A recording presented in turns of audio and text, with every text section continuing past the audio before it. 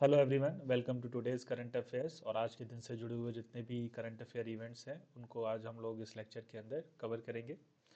तो पहला टॉपिक हमारे पास रहने वाला है नेशनल जुडिशियल अपॉइंटमेंट कमीशन। तो नेशनल जुडिशियल अपॉइंटमेंट कमीशन की अगर बात करेंगे तो सुप्रीम कोर्ट के अंदर जो एक पेटिशन फाइल हुआ है नेशनल जुडिशियल अपॉइंटमेंट कमीशन को लेके, उसके अंदर एक ओरल कमेंट हमें देखने को मिलता है चीफ जस्टिस ऑफ इंडिया का, जहां पर उन्होंने कहा है कि जो नेशनल जुडिशियल अपॉइंटमेंट कमीशन है उसके ऊपर दोबारा से बात होनी चाहिए, उसको दोबारा से डिस्कस करना चाहिए।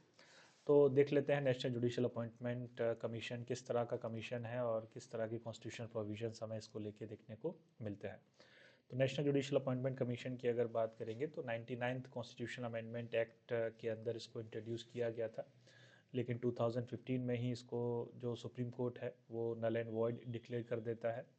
और सुप्रीम कोर्ट का ऐसा मानना था कि ये जो कमीशन है जिसके अंदर एग्जीक्यूटिव मेंबर्स को भी जगह दी गई है जुडिशियल अपॉइंटमेंट प्रिस्क्राइब करने के लिए, ये जुडिशरी के अंदर एग्जीक्यूटिव का इंटरफेरेंस है जो कि बेसिक स्ट्रक्चर का वायलेशन है। इसीलिए इस प्रोविजन को, इस कॉन्स्टिट्यूशनल अमेंडमेंट एक्ट को यहाँ नल एंड वॉइड डिक्लेयर कर दिया जाता है। तो ये चीज़ हमें देखने को मिलती है। गवर्नमेंट ने अभी इसके ऊपर फिर से पिटीशन फाइल किया है और उसको सुनवाई करते समय जो चीफ जस्टिस ऑफ इंडिया है ओरली उन्होंने यहाँ पर नेशनल जुडिशियल अपॉइंटमेंट कमीशन के बारे में यहाँ पर कमेंट किया है। अगर हम लोग नेशनल जुडिशियल अपॉइंटमेंट कमीशन की बात करेंगे तो जैसा कि हमने डिस्कस किया कि 99 कॉन्स्टिट्यूशनल अमेंडमेंट एक्ट के अंदर इसको बनाया गया था ताकि ये जो कोलिजियम सिस्टम है उसके साथ जुड़े हुए जो क्रिटिसिज्म है उनको हटाया जा सके और एक ट्रांसपेरेंट बॉडी यहाँ पर बनाई जा सके जुडिशियल अपॉइंटमेंट्स को लेके। 1993 में कोलेजियम सिस्टम का इस्टेब्लिशमेंट हमें देखने को मिलता है। कोलेजियम की अगर बात करेंगे तो कोलेजियम एक तरह का ग्रुप है जिसके अंदर जो सुप्रीम कोर्ट के 5 सीनियर मोस्ट जजेस हैं वो हमें देखने को मिलते हैं। और ये जो कोलेजियम है यही यहाँ पर डिसीजन लेता है regarding appointment of the supreme court and high court जजेस। तो उसको हटा के एक परमानेंट बॉडी बनाने की बात यहाँ पर कही गई थी 99 कॉन्स्टिट्यूशनल अमेंडमेंट के साथ, लेकिन सुप्रीम कोर्ट ने उसको नल एंड वॉइड डिक्लेयर कर दिया। तो उसको लेके फिर से सुनवाई चल रही सुप्रीम कोर्ट के अंदर और वहाँ से डेवलपमेंट हमें देखने को मिलता है। नेक्स्ट अगर हम लोग बात करेंगे तो नेक्स्ट जो टॉपिक है हमारे पास पैसिव इथनेसिया को लेके है। तो पैसिव इथनेसिया को लेके भी सुप्रीम कोर्ट की तरफ से एक जजमेंट यहाँ पर हमें देखने को मिलता है। नोएडा जो डिस्ट्रिक्ट हॉस्पिटल है वहाँ के जो डॉक्टर्स हैं उनका एक पैनल बनाया गया है ताकि एक पैसिव इथनेसिया को लेके जो पेटिशन है उसके ऊपर सुनवाई हो सके। तो पैसिव यूथनेसिया की अगर बात करेंगे तो 2018 में 2018 में common cause versus union of India case में सुप्रीम कोर्ट ने पैसिव यूथनेसिया को इंडिया में अलाउ कर दिया है। अब देख लेते हैं कि पैसिव यूथनेसिया होता क्या है। तो यूथनेसिया दो तरह का हमें देखने को मिलता है, पैसिव और एक्टिव। इथनेसिया को अगर आसान भाषा में समझना हो तो इच्छा मृत्यु से हम लोग समझ सकते हैं। अगर किसी व्यक्ति को ऐसा लगता है कि अब जीने में उसको ज़्यादा सफरिंग हो रही है तो उस केस में वो इथनेसिया को यहाँ पर अडॉप्ट कर सकता है।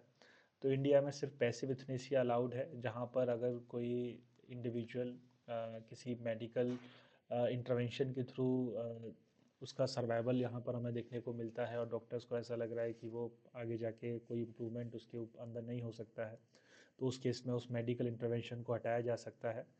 तो इस तरह का जो इथनेसिया होता है उसको पैसिव इथनेसिया बोलते हैं। और एक्टिव इथनेसिया के अंदर एक्टिवली जो डॉक्टर्स हैं कोई लीथल इंजेक्शन, कोई लीथल मेडिसिन जो है इंजेक्ट करते हैं उस पेशेंट के अंदर ताकि उसको जो लाइफ बेस्ड सफरिंग है उससे बचाया जा सके। तो इंडिया के अंदर एक्टिव इथनेसिया अलाउड नहीं है, पैसिव इथनेसिया अलाउड है।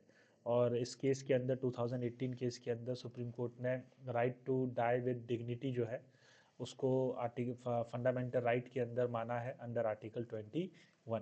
तो ये चीज़ आपको यहाँ पर याद रखनी है। नेक्स्ट जो टॉपिक है हमारे पास वो एम एस कृष्णन के साथ जुड़ा हुआ है। एम एस कृष्णन एक प्रोमिनेंट जियोलॉजिस्ट हैं कॉलोनियल एरा के, और उनको लेके कुछ डेवलपमेंट हमें देखने को मिलते हैं। तो अगर कंटेक्स्ट की बात करेंगे तो 3.5 billion years old crater on Mars has been named over M S Krishnan. तो एम एस कृष्णन का नाम उनको यहाँ पर दिया गया, उस क्रैटर को दिया गया है। क्रैटर को अगर समझेंगे हम लोग तो क्रैटर का मतलब होता है गड्ढा। तो मार्च के अंदर एक 3.5 बिलियन ईयर पुराना जो गड्ढा है उसको एम एस कृष्णन का नाम दिया गया है as a tribute. M S Krishnan एक कॉलोनियल एरा के जियोलॉजिस्ट हैं and is also considered to be the first Indian to be the director of Geological Society of India. तो ये बात आपको याद रखनी है पीटी पॉइंट ऑफ व्यू से। नेक्स्ट है हमारे पास Jiangmen Underground Neutrino Observatory, Juno जिसको शॉर्ट में बोलते हैं। तो जूनो की अगर बात करेंगे तो चाइना के अंदर ये एक प्रोजेक्ट है जिसके अंदर ऑब्जर्वेटरी वहाँ पर बनके तैयार हो गई है न्यूट्रिनो पार्टिकल्स को स्टडी करने के लिए, उनको एनालाइज करने के लिए।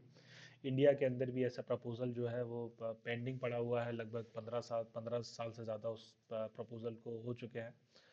तो जूनो की अगर बात करेंगे तो ये चाइना के अंदर बन के तैयार हुआ है और न्यूट्रिनो पार्टिकल्स को हम लोग डिस्क्राइब कर सकते हैं as chargeless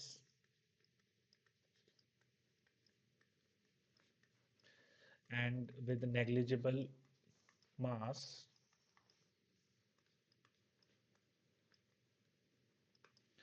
subatomic particles which surround everything। तो जो न्यूट्रिनो है ये हर जगह हमें देखने को मिलते हैं। ये बेसिकली चार्जलेस होते हैं, नेग्लिजिबल मास इनके अंदर होता है, मासलेस नहीं है। एक बात आपको याद रखनी है, दे आर नॉट मासलेस, लेकिन नेग्लिजिबल मास इनके अंदर हमें देखने को मिलता है।